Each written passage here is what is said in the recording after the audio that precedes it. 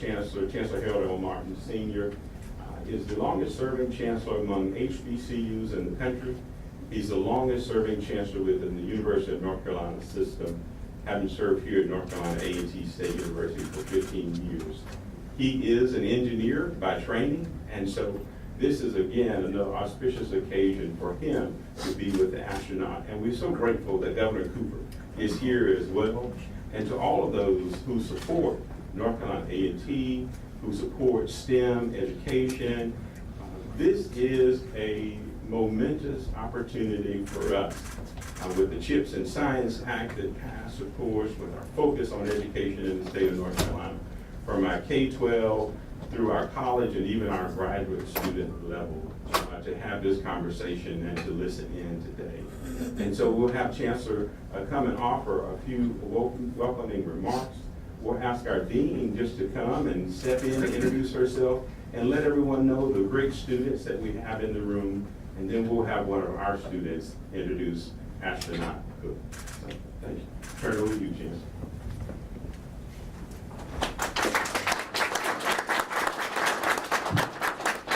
Thank you very much, and certainly good afternoon. Good afternoon. And certainly on behalf of all of our students on our campus, of up to 14,000 students, and certainly those assembled with us today, and our faculty and our staff, we're absolutely delighted to welcome our very special guests with us today.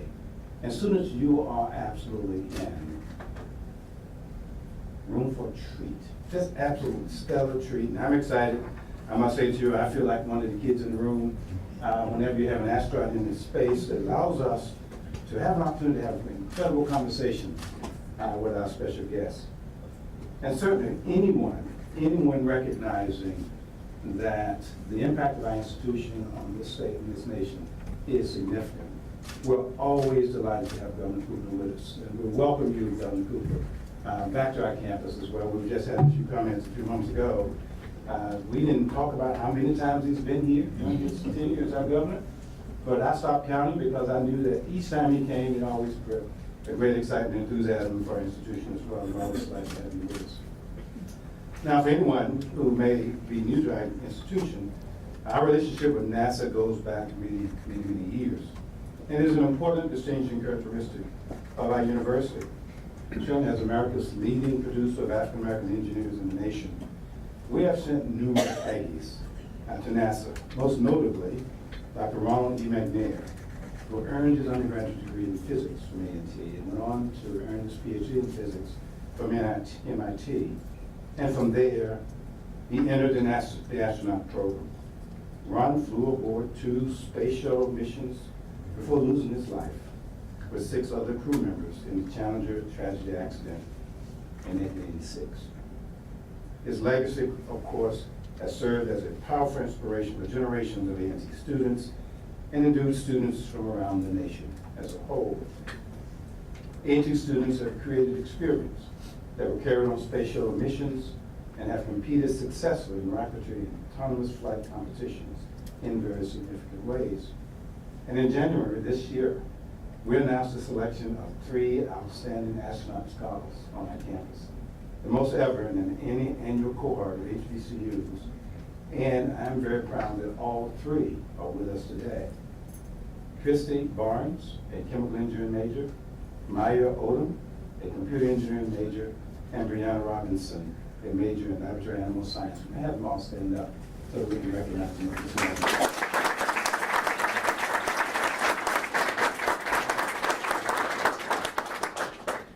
Additionally, A&T faculty frequently conduct research supported by NASA.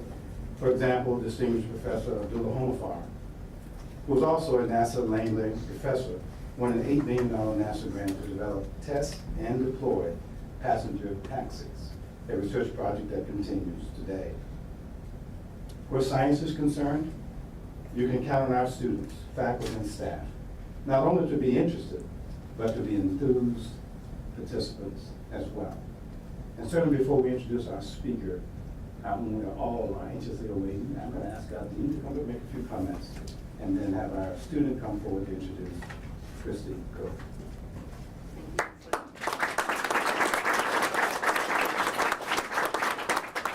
Good afternoon, welcome Governor Cooper, Astronaut Cook. We definitely appreciate having you here today. Everyone, welcome to the College of Engineering. This is the Martin Engineering Research and Innovation Complex, or as we fondly call Martin Eric Building. We were very excited when we found out that we had the honor to host you, Astronaut Cook. And so we sent out the word and we invited faculty and students to come. So in the room, we have representatives from engineering, science and technology, and the Honors College. Our faculty are also here with their students. The faculty that are present actually are leading research that is sponsored by NASA or aerospace-related research. And so at this time, if I could have the faculty who have brought students, please stand.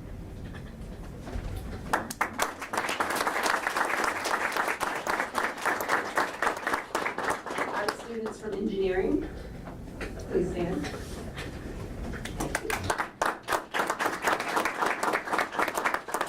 Physics.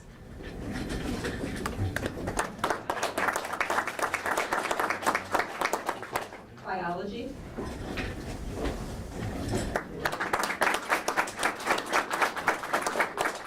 And chemistry.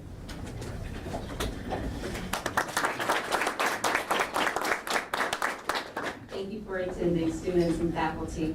Also, Astronaut Cook, you will have a chance to meet our rocketry and our vertical takeoff and lift team in the high bay following this event. Can't wait. To everyone that's here, we hope that you enjoy the engaging fireside chat that we will have today, led by Chancellor Martin, and students will also be able to ask questions at the end. So thank you so much for coming to the College of Engineering. Once again, Stephanie Lester-Teasley Cass, presently serving as the interim dean of the College of Engineering, and we are completely open to host anyone that would like to engage with us on campus. And at this time, I'd like to bring our astronaut scholar, Christy Barnes, to read the bio for our astronaut.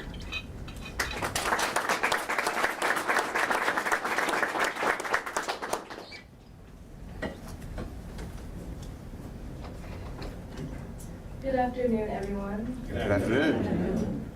Christina Koch was selected as a NASA astronaut in 2013.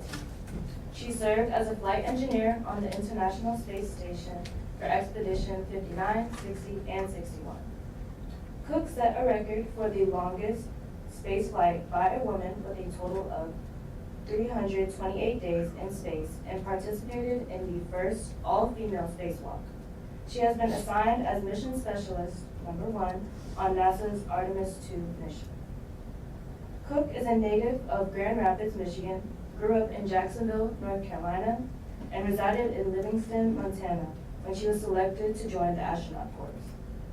Growing up spending summers on her family's farm in Michigan, she was instilled with a passion for hard work and challenges. Her hobbies include surfing, rock climbing, community service, running, yoga, backpacking, photography, and travel. Cook attended North Carolina State University in Raleigh, North Carolina, where she earned Bachelor's of Science degrees in Electrical Engineering and Physics, a Master's of Science degree in Electrical Engineering, and studied abroad at the University of Ghana. She attended high school at the North Carolina School of Science and Math in Durham, North Carolina, and White Oak High School in Jacksonville, North Carolina. She later received an honorary PhD from North Carolina State University. I'm truly excited to hear more about Astronaut Cook's experiences, so without further ado, please join me in welcoming Astronaut Cook.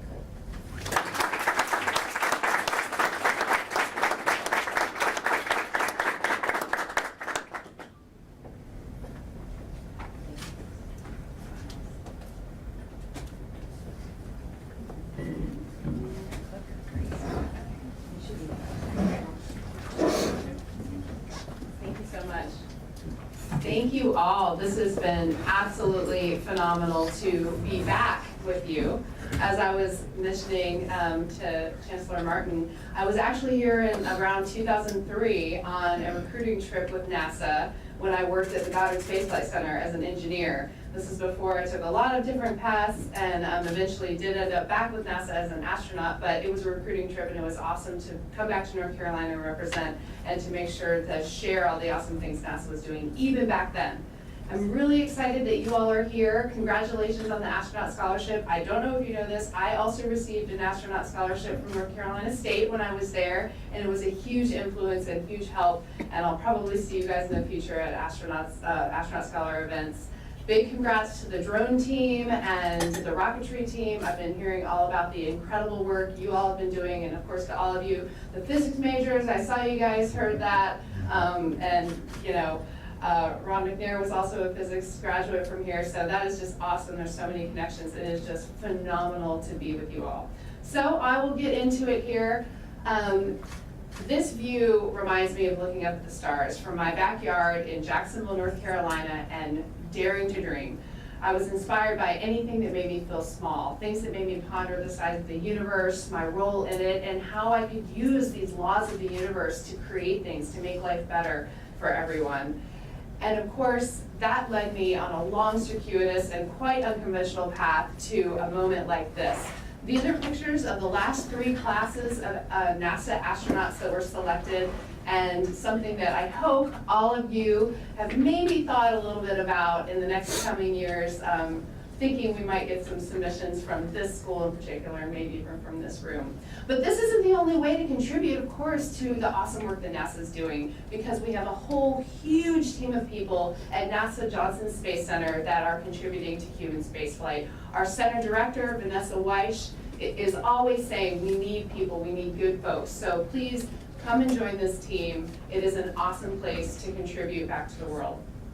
In fact, I have some stories to share of A&T grads who I've worked with personally or that work at Johnson Space Center. I'm going to share your stories with them because they have traced the same path that you guys are. Tandra Spain, someone I've worked with directly, she is kind of like the IT person of the International Space Station. She makes sure that all of the applications that we have to work with are working correctly and does a great job to keep astronauts connected with their families. Imagine setting up video chat software from space. Well, she does it, and she helped to make sure that I was connected with my family when I was there, and I continue to work with Tandra. Dr. Robert Howard was involved in an earlier version of a moon program called Constellation and built the mock-ups that helped to form the design basis for that capsule, which has now turned into eventually the Orion capsule that's part of the Artemis mission. And I love this picture because he's actually with Apollo astronauts there that walked on the moon. Marquez Lynch, I've worked with him as well. He is in our spacewalking, or EVA as we call it, extravehicular activity group, and is involved in the suits, and he's even gotten to do some suit fits himself, so this is a really cool thing. And of course, we're building a whole new set of suits for exploring the surface of the moon and hopefully eventually Mars, so this is a really exciting role right now. And then finally, Juan Etheridge, who found his way in technical test facilities and then became involved in center ops. And I just love his bio here, talking about how he's thinking about legacy and how he will leave NASA Johnson Space Center so much better off and with the ability to test these incredible things that we are building there. So all of this is to say that what is NASA currently working on? Well, this is the International Space Station, as I'm sure many of you recognize. And I'm willing to bet that for most of you, there has not been a day you have been alive where every person on planet Earth was on our planet. Because for over 23 years, so I'm guessing on the ages here, there have been people living and working on the International Space Station, and it is a phenomenal place to do that work. The whole purpose of the space station is to do science, science that we cannot do on Earth, and there's actually only one place where we can learn a whole set of things about our universe, and that is in space. We have to go there to learn these things. So as I mentioned, the whole point of the space station is science. This is me looking through a microscope, and this was one of my favorite experiments because in space, protein crystals that cannot self-form on Earth can grow because they are not supporting their own weight. And we helped researchers on Earth see protein crystals grow for the first time that may have implications in pharmaceuticals to combat cancer, Parkinson's, Alzheimer's, all these different things that we can actually learn how to fight in space. And I got to watch at the same time as the people on the ground did these crystals forming. It was really a special part of the science that I did. Of course, we have to keep the space station running just like any town or any city or any facility, like this beautiful one we're in today. And a lot of what we do on the space station is maintenance, upgrading, fixing things, and keeping things running well, including on the outside of the space station. When things need to be fixed, upgraded, or installed, we get to do a spacewalk, which is where we put on our human-shaped spaceship and we actually go out the hatch and do a spacewalk. And when we do that, we have people on the ground that are like our partners, our lab partners. They know every single move of the spacewalk we're doing, and they talk us through the whole thing. And I was lucky that I had Stephanie Wilson as my spacewalk buddy for many, many of my spacewalks. I think 4, if not 5 of them. She talked me through that. So it's an awesome sort of teamwork endeavor there. But we don't only work on the space station, we do have a little time off, and when we did, one of my favorite things to do is to go into what I call the giant bay window of the space station, also known as the cupola, and look down on Earth, and especially to take pictures of beautiful, beautiful Earth, including North Carolina. So I'd like to take you on a little visual, I'll say shared moment with me. And this was one of the most profound moments of my entire space flight. And to try and make it feel like it felt for me that day, I want to show you something. And I don't know, maybe raise your hand or let me know in some way when you figured out what you are seeing here.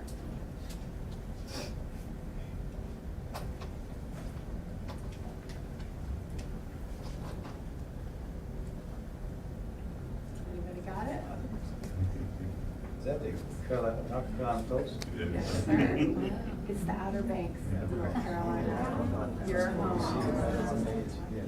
And so I was in the cupola looking down, and it started here, and it was a super oblique view, and it was rotating around. I couldn't quite make that happen on the slide, but it almost felt like it was coming alive, like you all saw it. It came around, and suddenly right around here was when I went, oh, it took my breath away. It was North Carolina, this place that we all call home. And for me, being from the coast, even though there's no lines or boundaries or political boundaries on when you look down on Earth, I had this way of always being able to identify where I was from in Jacksonville by following the Outer Banks, tracing them down to where they hugged the coast, looking one river mouth south of that, following it in a bend, and that was Jacksonville. And wouldn't you know, I could do that from space and look down on my home. And it was an amazing moment. So the space station, as I mentioned, has been an incredibly successful example of our space exploration, but our next big endeavor is turning low Earth orbit, where the space station is, into a viable commercial industry while we explore even deeper in NASA with the Artemis program, which is going back to the moon, and taking what we learn there and going on to Mars down the road. So here's a little bit of a promotional video that I'll just let play and have you enjoy. It's a new day in space exploration.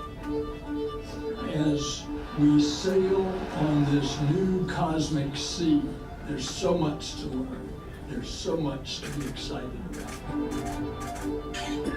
Artemis is different from any. Uh-oh. Okay. Oh. Try that again. Let's see. So much to be excited about. Artemis is different from any. I think it's gonna come back, yeah. And we will discover life-saving, earth-changing science and technology along the way.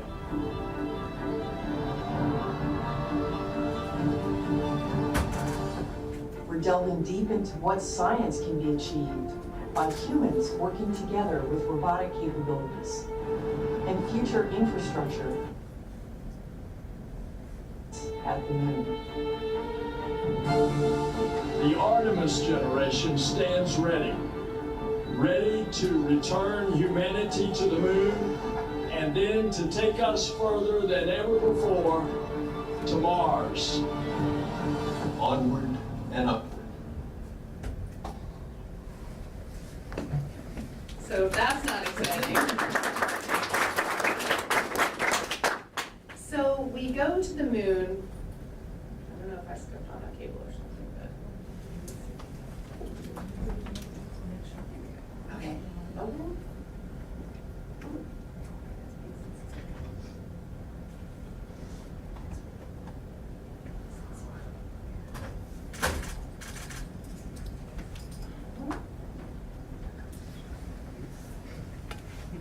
Well, tell you what, let's just chat while they work on that, because I think we can just talk through a lot of this excitement that's coming up. So why do we go to the moon? Well, I think, to me, one of the overarching reasons actually has nothing to do with all of the check boxes that you can talk about with all the returning science, the technology development. That's all there. But the real reason we go, to me, is we don't have a choice. We're human. We explore. We have to go. And in fact, a lot of what we are in the era of now is, it's not a question of if we go, it's when we go. It's not a question of do we go, it's a question of do we lead or do we follow. And I'm so excited that at NASA we are leading, and hopefully all of you will be a part of that leading down the road. Of course, we're creating new industry, we're learning things, we're getting technology, we're taking that all to Mars. We're learning incredible science. The moon is like a witness place of our own solar system formation. But to me, again, the real reason is we are explorers. So a little bit about what you saw in Artemis 1. There was some footage of that in the video. Artemis 1 is a mission that has already happened. We have gone back to the moon in a human-rated vehicle, but we did not have it crewed. There was no crew on board. It was not this past November, December, but the one before that. Incredibly successful mission. So we tested the Space Launch System. We tested the Orion vehicle. These are pictures that were sent back from cameras on the ends of the solar arrays of Orion, of Earth, of the moon. But now we are going to do the next mission, Artemis 2, which is going to be a crewed mission. And I was extremely fortunate to be named as one of those crew members, along with Reed Wiseman, Victor Glover, and Jeremy Hansen, 3 amazing humans that I am so honored to do this with. And our day consists of a lot of training. So this is us training to get out of our space capsule, because it is planned to land in the ocean after our moon mission. And another example is us in a class. So Victor and I are doing a class, this was actually a power systems class in front of one of the simulators. And that's just sort of a day in the life of an Artemis crew member. We're basically going to be the plan for Artemis 2 is to go around the moon and come back and not necessarily land, because we're testing out all the new systems for crew on board. But the whole idea is that we are leading up to going back to the surface of the moon. We'll do that with a human landing system in future missions. We also have planned the first ever of its kind space station that will orbit the moon, called Gateway. And all this is to bring forward more surface operations to stay sustainably and responsibly, and to do the science over the next several decades. We plan to have a lunar terrain vehicle, which actually partners in industry were just announced that will be working on this along with NASA as partners, and even a pressurized rover that we are partnering with the Japanese Space Agency for. And I'd like to finish with this picture, because to me, everything about what we're doing is summed up here. I talked about some of the reasons that we're going to the moon, but I actually think even bigger picture, one of the reasons we explore space isn't necessarily to learn about the places we're going, it's to learn about ourselves. No one who goes to space brings a bag of gold with them. They bring pictures of their family. We learn through leaving our home planet that we're more alike than we are different. And in fact, the perspective we gain when we recognize that everything around us isn't necessarily an absolute. It's just one way of being. And this picture, where we see that this isn't the crescent moon, this is the crescent Earth viewed from the moon. We see ourselves differently. And that's one reason why I'm really excited for you guys to be a part of this journey in the future. Thank you.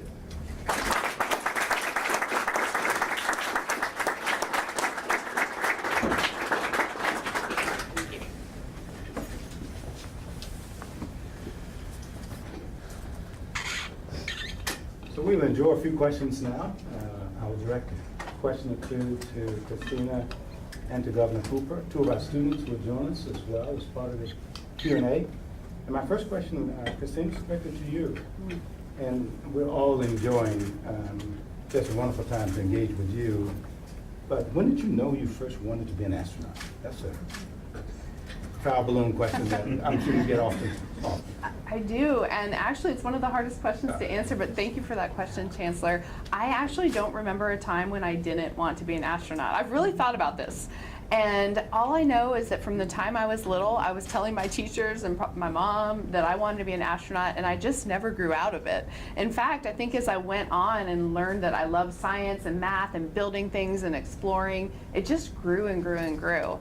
And so it's really just been something that's been there forever. And I think all the time how lucky I was that no one discouraged me. People all encouraged me to follow that dream. And that in and of itself has been really life-changing for me. Excellent. Now, Drew Smith, one of our students, a junior, electronic technology major, will now follow up with an additional question. How you doing? Hey. Ms. Koch, so you got your undergrad degree and your master's degree at NC State. Yes. So you got your undergrad in physics and electrical engineering and your graduate degree in electrical engineering. Yes. What skills did you learn during those times that helped you become an astronaut? So many, and definitely a lot of them were in those majors. A lot of teamwork, those projects where you have to get through it with a team, maybe some new people you hadn't worked with before. Those were instrumental. I loved building things. I loved it when my classes got hard enough that we were in front of a lab bench, making things, designing things. And also the extracurriculars completely outside of the classroom. I think physics in the classroom taught me that I could do things that seemed way harder than I ever thought I could do. I remember sitting in front of the blank pages of my physics problem sets and being like, there's no way I'm gonna get to the end of this. Definitely not by Thursday. And, and the truth is, working through with your friends and figuring it out, you realize you're like, I can do this. And it's that insurmountable challenge that looks like it at first, and realizing it is surmountable. I also did really unconventional things. I did a lot of leadership in different student and civic groups, human rights groups. I did rock climbing, outdoors things, and through those things I learned, again, I could get outside of my comfort zone and I could really enjoy things that seemed completely foreign to me in the beginning. So I just credit those years with so much growth and so much learning and so much reaching and doing things that were very intimidating at first. And luckily, again, through the support of a lot of folks, I ended up, you know, working through all that and gaining that experience. Thank you. Governor Cooper, we're just thrilled to have you again on our campus, and we absolutely appreciate your leadership as our governor. When did you first become interested in political service? Well, Chancellor, thank you for letting me be here at this great university once again. And your tenure here has been extraordinary. I tried to talk him out of leaving again, but it didn't work. I get to meet a lot of people. I don't get awestruck very much. I'm awestruck by getting a chance to meet Christina Koch, and excited about also having her come to Raleigh tomorrow. When you think about the mental acuity, the courage, the physical endurance, the mental challenges of being an astronaut, I think it's extraordinary, and we are so proud of you. You are ours. You are a North Carolinian, and we're grateful for that. Thank you. I grew up, my dad never ran for anything, but he always thought it was important to help people in their campaigns so that they could govern well and to have his input. And even as a kid, I remember giving out polling literature and becoming interested in how government worked and why. And so I think very early on, I knew that I wanted to be involved in this in some way.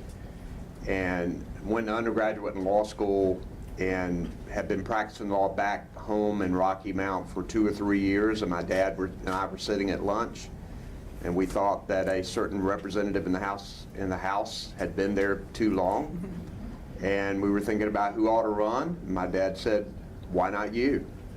I was 27 years old, and the person that I would run against was 72 and had been there a long time, and ran and won. And from then on, I've gotten to see the opportunities that occur when you actually get into office and the things that you can do to help everyday people. So it's been exciting. Wanted to be an astronaut, wanted to be an NBA player. Neither one of those happened, but this is a good third choice. Absolutely, absolutely. For one of our students, Leah McClure, a biology junior major, we'd love to ask you a question, Governor. Sure. Hi.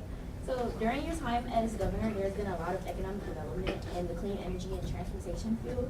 So what would you like to see in the future of North Carolina regarding aerospace? Yeah, look, clean energy is the future. And I think we've learned a lot from space exploration on how to get to a clean energy future. We know that climate change is threatening our planet. I know Christina can see it from when she's on the International Space Station. And it's important for us to step up and do what we can to try to correct it. But the great thing about a clean energy future is that it's putting money into the pockets of everyday families.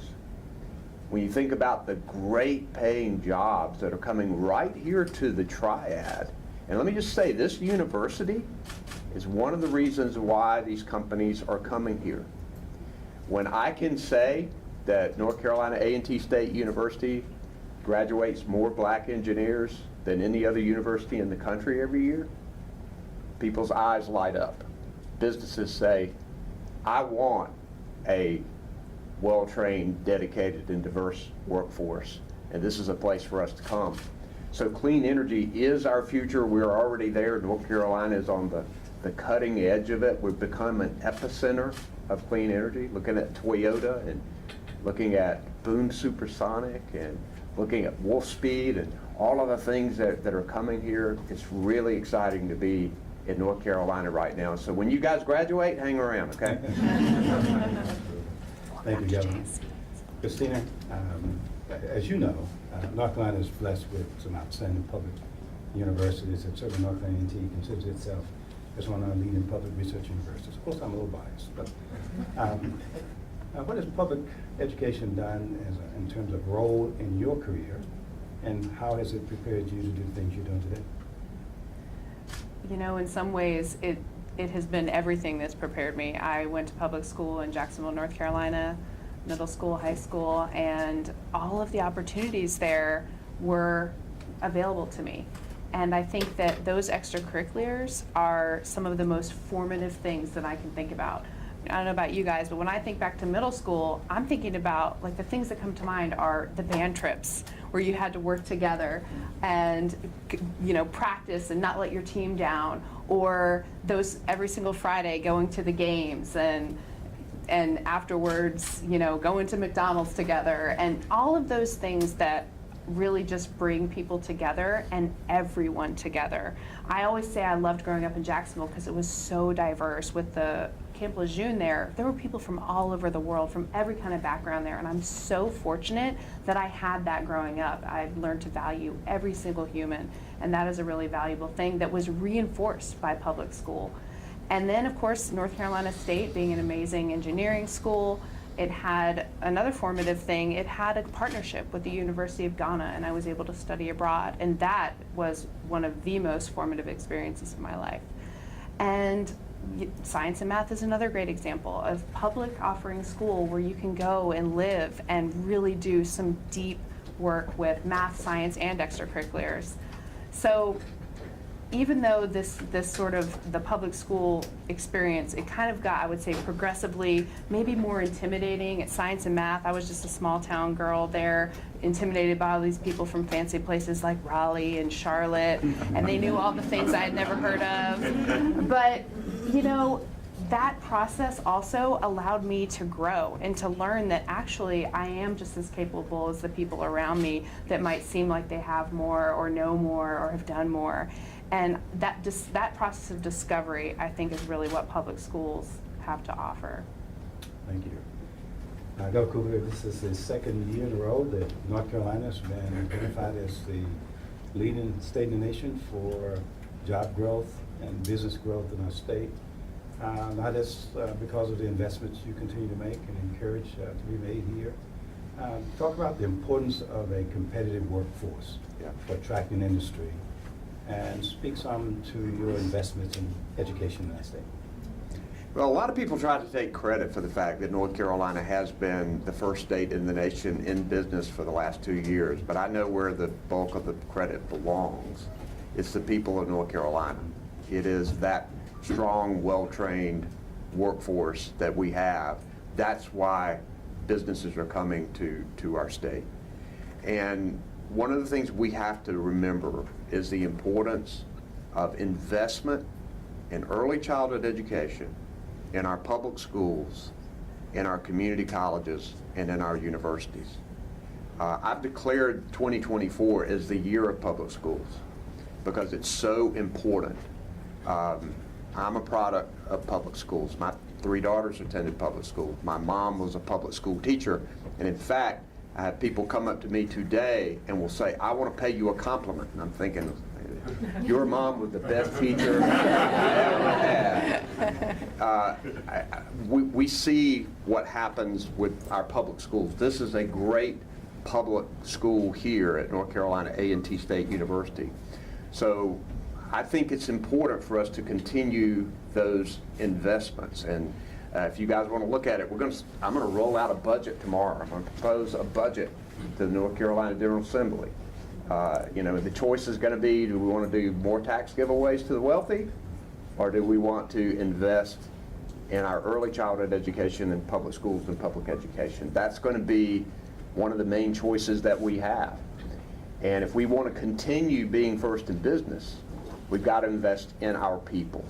And so I'm excited about that and want to continue the efforts here. Thank you.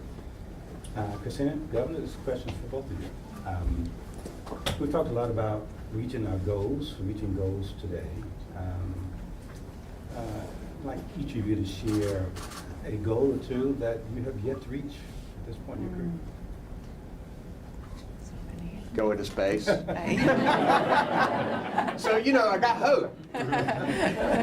Got hope. William Shatner, who played Captain Kirk, 92 years old, went into space. So I got plenty of time, right? Really, truly, I did. I bet a lot of people in this room wanted to be an astronaut, too. I mean, when I rode the roller coaster at the fair, it was like, I'm going to have a problem, I think. But yeah, that would be great to be able to do that. And I'm serious about it. We were talking about it in the car. Would you go if you had a chance? I said, yeah, I would. Sure. We can work on that. Okay, you heard it here. It's funny because I'm told a lot that I must be brave. But the things that I think are brave, I actually haven't done yet. I think it would be really brave to start your own business or start your own philanthropic organization. I've had many jobs in many businesses. I've volunteered in many organizations. But to set out on your own, to strike in a new direction that has so much risk, that to me is really brave. So maybe if I'm brave enough and I follow my own advice to do what scares you, when I retire from NASA, I will attempt to do something like that. But that is a goal that I haven't done yet. Outstanding. Thank you. Ladies and gentlemen, let's give Christina and the Governor another round of applause. It's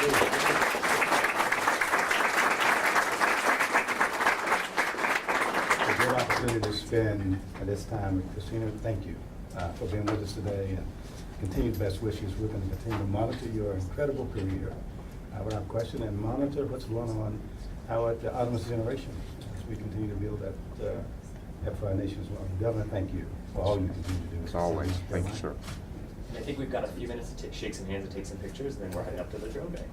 Very good. Thank you. Thank you.